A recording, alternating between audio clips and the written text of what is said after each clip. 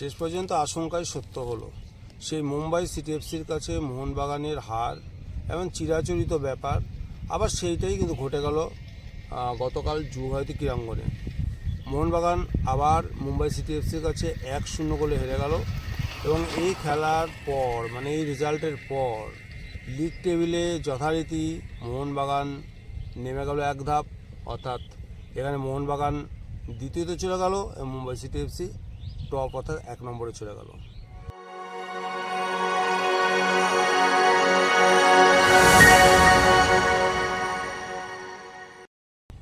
এবং এই মুহূর্তে আইএসএল লিগ জমে পুরো ক্ষীর হয়ে গেছে।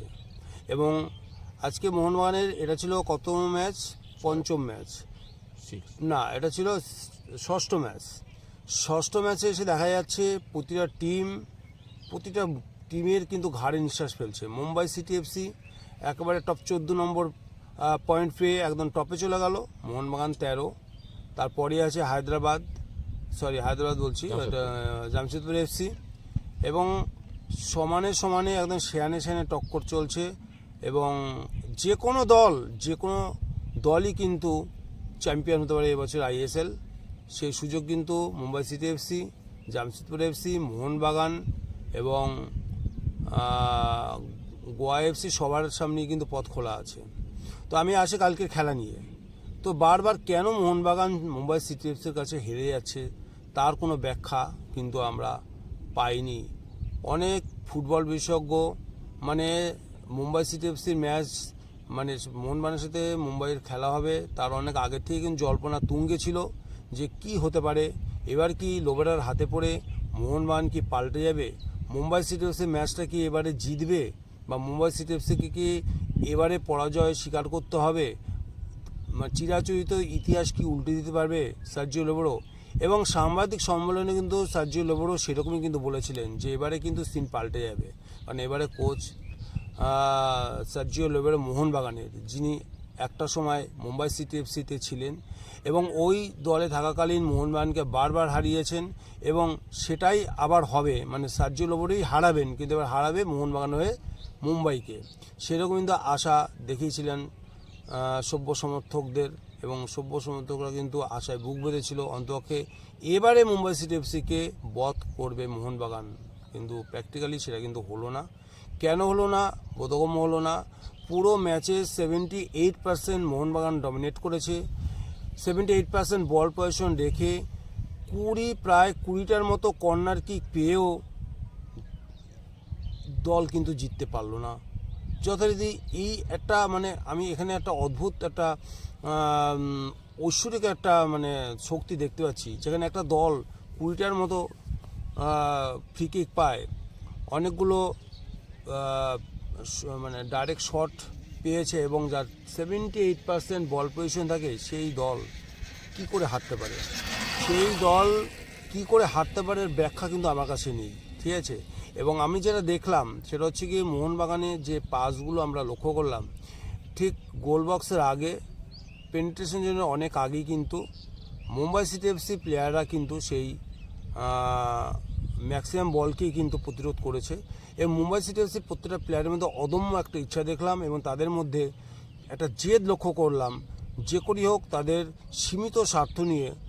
সীমিত সামর্থ্য নিয়ে মোহনবাগানের মতো একটা হেভিওয়েট দলের বিরুদ্ধে লড়ছে মুম্বাই সিটি এফসি, এবং তাদের ওই সীমিত সামর্থ্য নিয়ে কীভাবে লড়া যায়, যে কাউন্টার অ্যাটাকটা পাচ্ছে মুম্বাই সিটি এফসি মোহনবাগানের রক্ষণে কিন্তু ত্রাহি রব সৃষ্টি করে দিয়েছে। যখনই তারা কাউন্টার অ্যাটাকে যাচ্ছে মোহনবাগানের রক্ষণের দুর্বলতা কিন্তু চোখে আঙুল দিয়ে দেখিয়ে দিয়েছে। যে কথাটা আমি আগের ভিডিওতে বলেছিলাম যে মোহনবাগান ঠিক আছে জিতছে, 4টে ম্যাচ পরপর জিতে গেল, কিন্তু মোহামেডানের মতো প্লেয়ারও কিন্তু মোহনবাগানের ডিফেন্সকে নাড়িয়ে দিয়ে গেছিলো।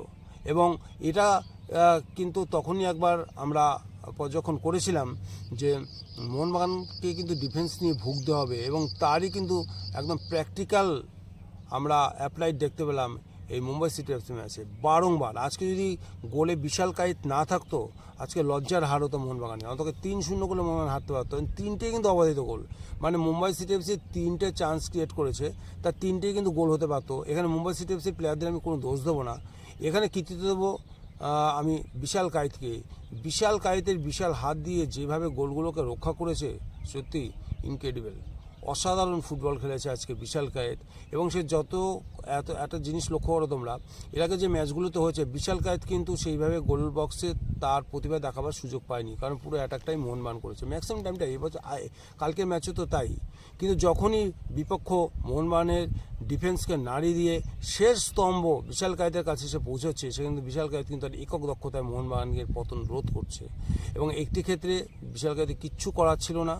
এখানে আমার তো মনে হয় বিশ্বের 1 নম্বর গোলকিপার, আর্জেন্টিনার গোলকিপার আসলেও হয়তো এই গোলটা সেভ করতে পারতো না, যেভাবে তিনি বলটা রেখেছেন আর যেভাবে কাউকে মোহনবাগান ডিফেন্সকে একেবারে এক টোকায় তছনছ করে দিল, সেটা কিন্তু সত্যি প্রশংসার দাবি রাখে।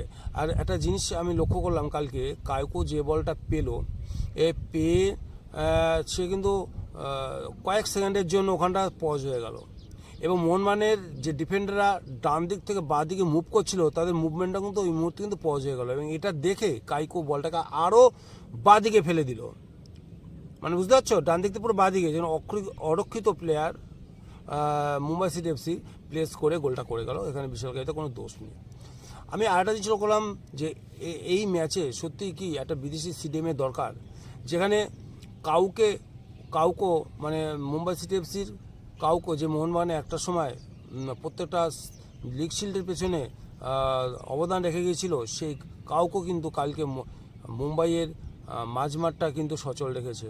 এবং এরকম একটা স্টেডিয়াম কি মোহনবাগানের দরকার এই মুহূর্তে? আবার এই কারণেই বলছি যে সার্জিও লোবরে কিন্তু বিভিন্ন তোমার কনফারেন্সে বলে দিয়েছে, যে বলছি সাংবাদিক সম্মেলনে বলে দিয়েছে যে আমার কোনো স্টেডিয়ামের দরকার নেই, থাপা এবং আপুইয়া থাকতে আর বিদেশি কোনো স্টেডিয়ামের বা মিডফিল্ডের কোনো দরকার নেই। সত্যি কি দরকার নেই? প্রশ্ন উঠেই গেল, কারণ এর আগে যে 4টি টিমের বিরুদ্ধে মোহনবাগান খেলেছে, 4টে দিল্লি টিমই কিন্তু সেরকমভাবে মানে প্রতিরোধ গড়ে তুলতে পারেনি সেই দলগুলো। এখন যে 4টে দল আমি 4টে ম্যাচে পরে যে 4টে দলের সাথে মোহনবাগান লড়বে, সেই দুটো দলের সাথেই কিন্তু মোহনবাগান ব্যর্থ। 1 নম্বর বেঙ্গালুরু একটু শক্ত প্রতিদ্বন্দ্ব, এবং মুম্বাই সিটি তো বুঝতেই পারছো এটাও ব্যর্থ। পরে ম্যাচ আছে জামশেদপুর এফসি, যথেষ্ট শক্তিশালী দল, এবং এবারে আইএসএলের প্রধান দাবিদার তারাও। তো এই দলগুলো, তারপরে গোয়া, মানে বুঝতে পারছো পরের দুটো ম্যাচ আরও টাফ। এবং এই পজিশন থেকে মোহনবাগান কি ঘুরে দাঁড়াতে পারবে? মোহনবাগান কি ঠিক জয়ের স্মরণীতে ফিরে আসতে পারবে? এটাই কিন্তু আমার লাখ টাকার প্রশ্ন। এই প্রসঙ্গে আমি বলি একটা কথা, সেটা হচ্ছে হ্যাঁ এটা ঠিক, মোহনবাগান প্রথম 4টে ম্যাচ জিতেছে, জামশেদপুরও 4টে ম্যাচ জিতেছিল, মোহনবাগান বড় ব্যবধানে জিতেছিল, জামশেদপুর তুলনায় কম ব্যবধানে জিতে পয়েন্ট 12 ছিল। কিন্তু পঞ্চম ম্যাচে এসে আমরা দেখতে পাচ্ছি মোহনবাগান ব্যাঙ্গালোরের সাথে ড্র করলো। যতই জেতার পজিশনে থাকুক না কেন, ম্যাচটা মোহনবাগান জিততে পারতো সেটা পরের কথা, আলটিমেটলি ড্র হলো। এবং এই ম্যাচে, গতকালের ম্যাচে আমরা দেখলাম মুম্বাই সিটির সাথে হেরে গেল। এবং মুম্বাই সিটির সাথে যতই ভালো খেলুক, 78% বল পসেশন, বা আগের ম্যাচে ব্যাঙ্গালোরের সাথে 68% বল পসেশনটা ফ্যাক্টর হচ্ছে না মাঝমাঠে। আগে আমরা বলতাম মাঝমাঠের দখল নেওয়া মানে ম্যাচ অনেকটা এগিয়ে যাওয়া, 50% এগিয়ে যাওয়া বা 60% এগিয়ে যাওয়া, তা কিন্তু নয়। কারণ মোহনবাগানের মতো বড় টিমের সাথে খেলতে গেলে ওরা বুঝে নিয়েছে ওরা খেলবে, বল ওরা রাখবে, দখলে রাখবে, আমাদের কাউন্টার অ্যাটাকে করতে হবে। ওদের যা শক্তি সামর্থ্য সেই অনুযায়ী ওরা লড়ছে। মোহনবাগানের বড় টিম ওরাও জানে, মানে আমি বলি ব্যাঙ্গালোরও জানে, মুম্বাই সিটিও জানে। ওদের সীমিত ক্ষমতা দিয়ে ওরা সর্বোচ্চ লড়াই করেছে, এক কথায় বলতে গেলে এটা দাঁড়ায়। ওদের 27% বা 28% বল পজিশনটা ফ্যাক্টর নয়, ওরা যে চান্সগুলো ক্রিয়েট করছে সবাই কাউন্টার অ্যাটাক থেকে ক্রিয়েট করছে, এবং খেলতে খেলতে একটা ছোটোখাটো একটা ক্লান্তিভাব আসে, সেই সুযোগগুলোকে কাজে লাগাচ্ছে। এইভাবে মোহনবাগান কিন্তু দুটো বড় ম্যাচ, একটা ড্র একটা হারলো, এবং পরের বড় ম্যাচ জামশেদপুর, মানে যারা প্রধান দাবিদার এবার আইএসএলের, এখন অব্দি আগে আমরা ইস্টবেঙ্গলকেও ধরেছিলাম, কিন্তু ইস্টবেঙ্গলের আসল চেহারা বেরিয়ে যাচ্ছে দিনকে দিন। যাই হোক, এই মুহূর্তে 3টে টিম এবং গোয়া দুটো হয়ে গেল, দুটো বাকি আছে। সিঙ্গেল লিগ এমন না যে ফিরতি লিগে আবার বদলা নেওয়ার সুযোগ আছে, যা হয়ে গেল। এই শিক্ষাটা, এই দুটো ম্যাচ থেকে শিক্ষা যদি না নেয়, শিক্ষা নিয়ে মোহনবাগান না হলে মোহনবাগানকে ঘুরে দাঁড়ালে না, মোহনবাগান কিন্তু লিগ চ্যাম্পিয়ন থেকে পিছিয়ে যাবেই, যা দেখছি তাদের পিছিয়ে যাবেই। ওই বল পসেশনের ওপর জোর না দিয়ে আমার মনে হয় পজিটিভ কিছু, মানে গোল বক্সের পরে পেনিট্রেশন জোনে আরো ভেদ ক্ষমতাটা বাড়াতে হবে। মানে আরেকটা জিনিস আমি লক্ষ্য করেছি, সেটা হচ্ছে কি মোহনবাগানে যেটা দেখা যাচ্ছে যে পেনিট্রেশন জোনে গিয়ে যে ব্যক্তিগত নৈপুণ্য, মানে কি বলবো, যে ব্রিলিয়েন্সি আছে, হ্যাঁ ইন্ডিভিজুয়াল যে ব্রিলিয়েন্সি, সেইটা কিন্তু এবছর সেভাবে লক্ষ্য করছি না, না। সেটা আমার মনে হয়- গতবারে যেটা আমরা দেখেছিলাম, জেসন কামিন্স যে জায়গা থেকে ফ্রি-কিক দিয়ে গোল করেছিল, দিমিত্রি পেট্রাস যেভাবে একার ঘাড়ে দায়িত্ব নিয়ে আমার ম্যাচগুলো মনে হয় জিতিয়েছিল, লোবেরোকে পরের এবারও- ম্যাচগুলোতে এগুলো এটা খেয়াল রাখতে হবে, বল পসেশন নয়, পেনিট্রেশন জোনে কি করে বেগ ক্ষমতা চান্সগুলোকে আরো আরো বাড়াতে হবে। পজিটিভ করা যায় সেদিকে নজর দিতে হবে। আমি বলতে চাইছি Finishing টা। ফিনিশিংটা করতে গেলে কি করতে হবে, প্র্যাকটিস সেশনে আরো ভালো করে ক্রসগুলোকে ভালো করে কি করে গোলে কনভার্ট করা যায়, বা ওই বক্সের ভেতর কি করে ছোট জায়গায় দেয়া নেয়া করে কি করে, মানে আমি অবাক হয়ে যাচ্ছি, মানে যেখানে একটা কথায় মোহনবাগানের খেলা এখন অপোনেন্টে গোল বক্সে যে আটকে যাচ্ছে, এক কথায় মোরাল অফ দ্য স্টোরি যা দাঁড়ায়। এবং মোহনবাগানের, আমি বলছি মোহনবাগানের এই খেলার কিন্তু কায়দারা কিন্তু অন্যান্য দলের কোচরা কিন্তু প্রতিনিয়ত রিড করছে, মোহনবাগানকে কিভাবে থ্রেট করা যায় সেটা কিন্তু একটা তাদের অনুশীলনীতে কিন্তু তারা অবশ্যই, তুলে দিচ্ছে। অবশ্যই, অবশ্যই। এবং দেখা যাচ্ছে এই ক্ষেত্রে মোহনবাগান কিন্তু তাদের প্ল্যান বি প্ল্যান সি কিন্তু নিয়ে আসতে হবে। কোনো হ্যাঁ, প্ল্যান বি সেটাই প্ল্যান বলছি। সি আমি দেখতে পাচ্ছি না। উইং দিয়ে অ্যাটাক হচ্ছে, সেখান দিয়ে নির্বিষ সেন্টার হচ্ছে, আর ওরাও বুঝে সেন্টার করবে, ওদের ডিফেন্ডাররা ক্লিয়ার করে দিচ্ছে ইজিলি। একটা মাথায় গিয়ে পড়ছে না, দুই একটা যাও মাথায় গিয়ে পড়ছে, কিন্তু ওদের ডিফেন্ডাররা পিছন দিয়ে কভার করছে, যে করেই হোক। আবার গোল এই জায়গাটাতে আমি মনে সবচাইতে করি, বড় কথা, ম্যাকলারেন কোনো বল পাচ্ছে না। আমি এই জায়গাটাতে মনে করি দীপক বলছিল, লোবেরও বলেছে যে আপুইয়া আর থাপা থাকতে আর বিদেশি সিডিএম এর দিকে নজর নেই, দেবে না, দরকার নেই। কিন্তু আমরা দেখতে পাচ্ছি প্রতিটা পদে স্টুয়ার্ট চলে যাওয়ার পরে ওই জায়গাটা একটা অভাব দেখা দিয়েছে।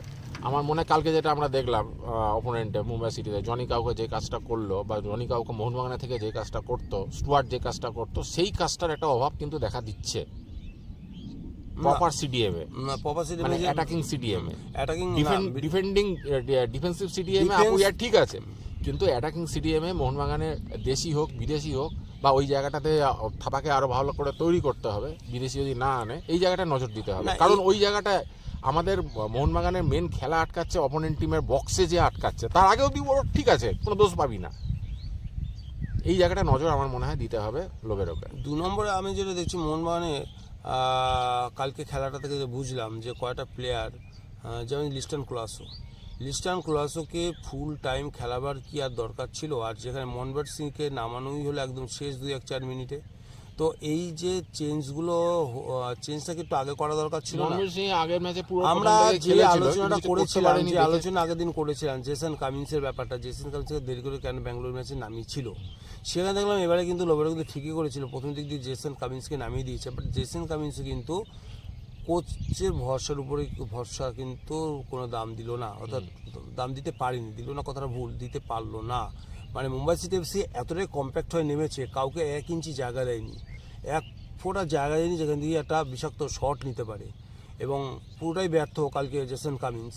দিমিত্রি পেট্রাস হ্যাঁ ট্রাই করে গেছে, A to Z defence to forward try করে গেছে, তার একটা প্রথম দিকে শট একটুর জন্য লক্ষ্যবস্তু শটে দুরন্ত পাওয়ার ছিল, ওটা যদি গোল হয়ে যেত তাহলে কিছু বলার ছিল না।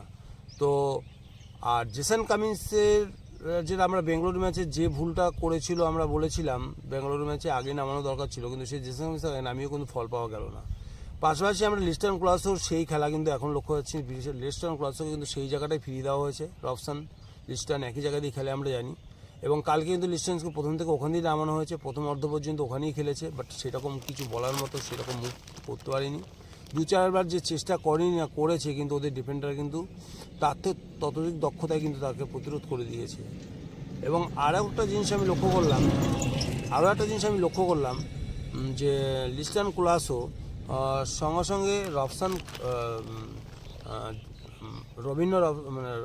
রবিনো নামানোর পর সেই মানে লিস্টন ক্লাসও যে স্টাইলে খেলছিল সেটা সেরকম 2-4টে ডিবলিং করে ঢুকিয়েছে বাদিক দিয়ে ক্রস, এবং সেই ক্রস গিয়ে পড়ছে বিপক্ষের মাথায়, এবং অ্যাটাকটা ওখানেই ধ্বংস হয়ে যাচ্ছে। মাঝমাঠ দিয়ে যে খেলাটা হয়, মাঝমাঠ দিয়ে 2-4টে পাস দেওয়ার পরে যে একটা থ্রু পাস বাড়ানো হয়, সেই খেলাটাই কিন্তু হচ্ছে না, যেখানে ম্যাকলারেন গোল বক্সে অসহায়, সেইভাবে বল পাচ্ছে না। ম্যাকলারেনকে বল সাজিয়ে না দিলে ম্যাকলারেন তো কিছু করতে পারবে না, ও হচ্ছে ফিনিশিং টাচ দেবে, এবং সেই জায়গাটায় ফিনিশিং টাচ দেওয়ার জন্য পজিশন দরকার, সেই পজিশনটা ম্যাকলারেন পৌঁছতে পারছে না, বা ম্যাকলারেন পৌঁছে যাচ্ছে, ম্যাকলারেন গার্ড ছেড়েও বেরোতে পারছে, আমি বলছি তো, বাট বল ম্যাকলারেন উদ্দেশ্যে সেভাবে দেওয়া যাচ্ছে না।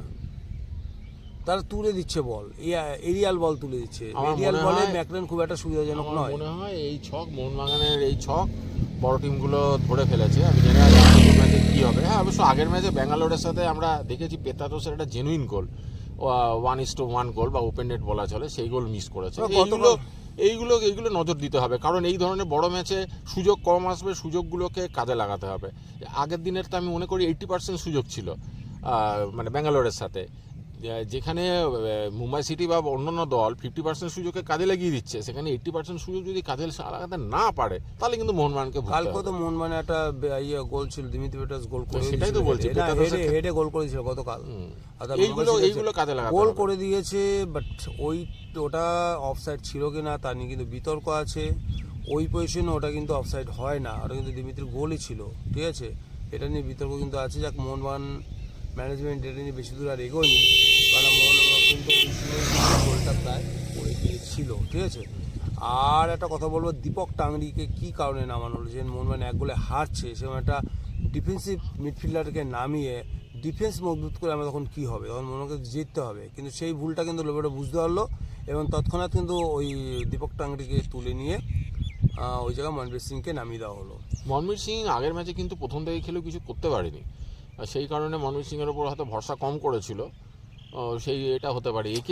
কজনকে সুযোগ দেবে? সবাইকে ঘুরিয়ে কিন্তু ফিরিয়ে সুযোগ দিচ্ছে, খেলাচ্ছে তো, না হলে কি করবে? আমার কিন্তু মনে হয় যেটা দরকার পেনিট্রেশন জোনে যে মুখটা দরকার, যে ফিনিশিং এর অভাব মোহনবাগানে এই মুহূর্তে যেটা finishing এর প্রবলেম। থেকে সবচেয়ে বড়, ওরাও তো ডিফেন্ডার, ওদের ঠেকাতে এসছে, ওই জায়গাটায় একটু ব্যক্তিগত নৈপুণ্য লাগবে। যে দুটো শরীরের দোলায় দুলে গেল, যেটা আমরা আগে দেখতাম ব্যারোটো, চিমা, হ্যাঁ, শরীর দোলায় দুলে গেল, কিন্তু সেই জায়গাটায় ম্যাকলারেন পৌঁছালেও তাকে বল জোগাতে বা পারছে। আমরা ভেরি রিসেন্ট স্টুয়ার্টকেও দেখেছি ওই জায়গাটায় তো বলটা কাটাতে পারে, কাটিয়ে বলটা পাস, ব্যক্তিগত স্কিল না হলে প্রবলেম। তো সেই জায়গাটাতে আরও নজর দিতে হবে এবং ওই মুভমেন্টগুলো, ওই সিচুয়েশনাল মুভমেন্টগুলো বা যে বন্ডিংটা, ওই বন্ডিংটা কমপ্লিট করতে হবে। প্লাস আরও একটা জিনিস বলবো, সেটা হচ্ছে গিয়ে মোহনবাগানের সেট পিস মুভমেন্ট কিন্তু একেবারেই জিরো। এই কারণেই বলছি, যেখানে 17খানা কর্নার কিক পেয়ে একটা গোল কনভার্ট করতে পারছে না, এতগুলো ফ্রি কিক পেয়েও একটা গোল যখন হচ্ছে না, তখন এই জায়গাটার উপরে সার্জিও লোবেরো কেন জোরটা দিচ্ছে? গতবার এই জায়গাটাতেই মোহনবাগানের প্লাস পয়েন্ট ছিল। আমরা দেখেছি একের পর এক কর্নার ফ্রি কিক আসছে, আর রড্রিগেজ, নেয়াসিস এরা হেড দিয়ে ডিফেন্ডার হলেও বড় মানে একটা 5, 6, 7, 8 এরকম সব স্কোর করেছিল গতবার আইএসএল। এখানে ব্যাপারটা হচ্ছে, এখানে খেলার কিন্তু স্ট্র্যাটেজি পুরো আলাদা ছিল। মলিনা কি করেছিল, ডিফেন্সটাকে স্ট্রং করে, মানে টম আলড্রেট এবং আলবার্টো রড্রিগেজকে নামিয়ে ডিফেন্সে নির্ভয়ে তারা কিন্তু ডিফেন্সটা করে গেল, দুজন বিদেশি নিয়ে তারা কিন্তু খেলাটা শুরু করলো। এবং সেক্ষেত্রে ওখানে হোসে মলিনা কিন্তু সবসময় ওয়েট করে থাকতো, কখন একটা ফ্রি কিক পাবে, কখন একটা কর্নার পাবে, এবং এত সুন্দরভাবে প্র্যাকটিসগুলো করেছিল। আমি তো বলবো গত বছর 80% কাজে লাগিয়ে দিয়েছে। আমি সেটা তো বলছি, গত বছর আইএসএল এ মোহনবাগানের যেটা মূল প্লাস পয়েন্ট ছিল, সেটাই এবার মাইনাস পয়েন্ট হয়ে যাচ্ছে এখন অবধি যা দেখছি। না, সেইভাবে মনে হচ্ছে, খেলা থেকে মনে হচ্ছে না সেট পিস মুভমেন্টে কোনো প্র্যাকটিস হচ্ছে। আমার মনে হয় না কোনো প্র্যাকটিস হচ্ছে। গত বছর যেভাবে প্র্যাকটিস মলিনা যেটাকে জোর দিয়েছিল, মলিনা কিন্তু একটা ক্যালকুলেশন ছিল, একটা তার স্ট্র্যাটেজি ছিল, ঠিক আছে। গত বছর 50% এর উপর গোল তো খেলা set piece থেকে দেখতে ভালো এসছে। না, মোহনবাগানে খেলা দেখতে তো ভালো লাগছে, সেটা আমরা আলোচনা করেছিলাম। খেলা দেখে কিন্তু চোখে আরাম হচ্ছে না, বাট কিন্তু মোহনবাগান পরপর ম্যাচ জিতে যেত। এক গোলে হলেও ব্যক্তিগত নৈপুণ্যগুলো আমরা কাজে লাগিয়েছি। এখানে দিমিত্রিও কাজে লাগিয়েছে, কথা আমি বারবার বলছি, দিমিত্রিও কিন্তু কাজে লাগিয়েছে। আমরা সুযোগ খুব কম পেয়েছে, মলিনা দিমিত্রিকে সুযোগ খুবই কম, কিন্তু তার মধ্যে থেকে সুযোগ করে গোল করে মোহনবাগানকে ওড়িশা ম্যাচকে কিন্তু মানে লিগ শিলটা কিন্তু একেবারে নিশ্চিত করে দিয়েছিল। আমরা লিস্টন ক্লাসের বিশ্বমানের গোল দেখেছি। আমি যেটা বলছি যে ইন্ডিভিজুয়াল ব্রিলিয়েন্সের কথা, যে কথাটা বলছি, আমরা দেখেছি সেই সময় স্টুয়ার্ডের অসাধারণ সব গোলগুলো। সেটাই তো বলছি। আমরা কামিংসের বিষাক্ত সেই ফ্রি কিক আমরা দেখেছি, আমরা মনবীরের গোল দেখেছি, দুরন্ত গোল, কিন্তু এবছর সেগুলো দেখা যাচ্ছে না। যে কটা গোল এসছে ম্যাকলারেনের পা দিয়ে, না দিমিত্রির পা দিয়ে, কিন্তু সেই স্ট্যান্ডার্ডের গোল কিন্তু আমরা একটা কি দুটো দেখেছি। কিন্তু গত বছরে যে গোলগুলো দেখে চোখের আরাম হয়েছিল, খেলা দেখে আরাম হয়নি, বাট গোল দেখে আরাম হয়েছিল। মলিনা যেটা চাইছিলাম ম্যাচ জেতা, আমার হচ্ছে 3টে পয়েন্ট চাই, ঠিক আছে। কিন্তু সার্জিও লোবেরোর কিন্তু ব্যাপারটা আলাদা, খেলা দেখে দর্শকরা আনন্দ হবে, সারাক্ষণ চিৎকার করবে, এই গোল হলো, এই গোল হলো, বাট এই স্ট্র্যাটেজিতে যখন হচ্ছে না, তখন আমার মনে হয় অন্য স্ট্র্যাটেজির সঙ্গে সঙ্গে সেট পিস তুমি পাচ্ছ, কারণ তুমি যখন এত অ্যাটাক করছো, তুমি তো কর্নার পাবেই। সেই কর্নারগুলোর উপর নজর দিতে হবে।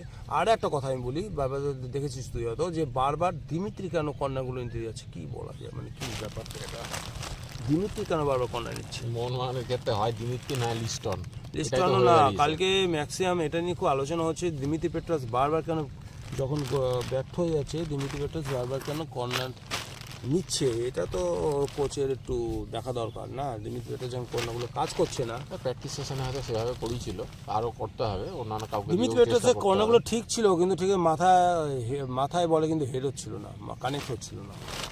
এক্ষেত্রে পুরোটা যে দিমিত্রিকে দোষ দেওয়া যায় তা নয়। তো যাই হোক, আমরা আশা করি পরের ম্যাচে এই ভুলগুলো থেকে মোহনবাগান শিক্ষা নিয়ে জামশেদপুর ম্যাচে নামবে, আর না হলে কিন্তু মুশকিল। এইভাবে খেললে ওই খেলা দেখতে ভালো লাগবে, বল পজিশন বেশি হবে, অপোনেন্ট টিম 3-4টে সুযোগ করবে, তার মধ্যে কাজ করে দিয়ে চলে যাবে, আর মোহনবাগান পুরো 70% 80% বল পজিশন করে টোটাল 2টো পজিটিভ চান্স করবে, একটাও কাজে লাগাতে পারবে না। এটা চলতে পারে না। আমার আমাদের মনে হয় 3 পয়েন্ট চাই, আমাদের পয়েন্ট চাই, আমাদের 3 পয়েন্ট চাই। জিততে হবে। আমাদের খেলা দেখতে ভালো খারাপের দরকার নেই, এই মুহূর্তে আমাদের পয়েন্ট দরকার, এবং সেটা সব করতে- ম্যাচেই জিততে হবে মোহনবাগানে, এরকম একটা পজিশন চলে না না, এসেছে। সব ম্যাচ না জিতলে তো চ্যাম্পিয়ন হওয়ার কোনো প্রশ্নই প্রশ্নই নেই, নেই। কারণ কারণ যা 6টা হয়ে গেল আর point, 7টা বাকি অনেক আছে। পয়েন্ট খুঁজে ফেলেছে, 3 আর 4, এবং মুম্বাই সিটি এফসি আর সবচেয়ে বড় কথা, বড় টিমগুলোর সাথে পয়েন্ট দিতে হবে। ছোট টিমগুলোর সাথে তো মুম্বাই, জামশেদপুর, এরাও গোয়া, এরাও পয়েন্ট পাবে। কাজে সেই জায়গায় মোহনবাগান আগে ছোট টিমের সাথে খেলে নিয়েছে, ওরা এখনো খেলে উঠতে পারেনি সব টিমে, ছোট Exactly. টিমের সাথে। ওরাও কিন্তু এবার তত্তর করে এগোবে। মানে এখন মোহনবাগান চাপে অর্থাৎ পড়ে গেল, এখন মোহনবাগানকে আর পয়েন্ট সব ম্যাচ নষ্ট জিততে করলে হবে। চলবে না। এই জন্য মনে হয় কালকে গতকাল যদি ড্র হতো তাও মোহনবাগান একটু চাপমুক্ত থাকতো, বা ড্র কম হলে থাকতো। মনস্তাত্ত্বিক দিক দিয়ে তো ঠিক হ্যাঁ, ছিল, ঠিক ছিল। মানসিক। এবারে জামশেদপুর এফসি এখনো অবধি কিন্তু একমাত্র টিম আনবিটেবল হয়ে এগোচ্ছে, একে আছে মুম্বাই সিটি, কোনো ম্যাচ হারেনি। না, 3টে ম্যাচ ড্র করেছে, ঠিক আছে। এবং জামশেদপুর এফসিতে ভালো ভালো প্লেয়ার আছে, এজে আছে, যে গোল করে যে কোনো সময় ম্যাচে রং পাল্টে দিতে পারে। সতর্ক হয়ে মোহনবাগানকে নামতে হবে, ডিফেন্সটাকে মজবুত করতে হবে। আর একটা জিনিস মোহনবাগান ডিফেন্সে কিন্তু ফাঁক ফোকরগুলো তো খুব দেখা যাচ্ছে, এবং সেই জিনিসকে ভর করতে হবে। লোবেরের মতো কোচ আমার মনে হয় তাড়াতাড়ি রেক্টিফাই করে নেবে। তো আমরা আশা করবো দুটো ম্যাচ থেকে জামশেদপুর শিক্ষা এফসি ম্যাচে মোহনবাগান জিতবে।